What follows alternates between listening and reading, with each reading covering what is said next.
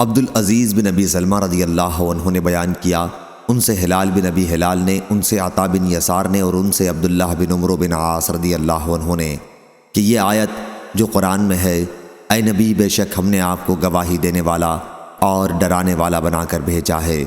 تو آن حضرت صلی اللہ علیہ وسلم کے متعلق یہی اللہ تعالیٰ نے توریت میں بھی فرمایا تھا، اے نبی بے شک ہم نے آپ کو گواہی دینے والا اور بشارت دینے والا اور ان پڑھوں عربوں کی حفاظت کرنے والا بنا کر بھیجا ہے۔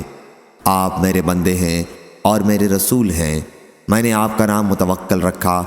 آپ نہ بدخو ہیں اور نہ سخت دل، اور نہ بازاروں میں شور کرنے والے، اور نہ وہ برائی کا بدلہ برائی سے دیں گے، بلکہ معافی اور درگزر سے کام لیں گے۔ اور اللہ ان کی روح اس وقت تک قبض نہیں کرے گا جب تک کہ وہ کج قوم عربی کو سیدھا نہ کر لیں، یعنی جب تک وہ ان سے لا الہ الا اللہ کا اقرار نہ کرا لیں۔ بس اس کلمہ توحید کے ذریعے وہ اندھی آنکھوں کو اور بہرے کانوں کو اور پردہ پڑے ہوئے دلوں کو کھول دیں گے۔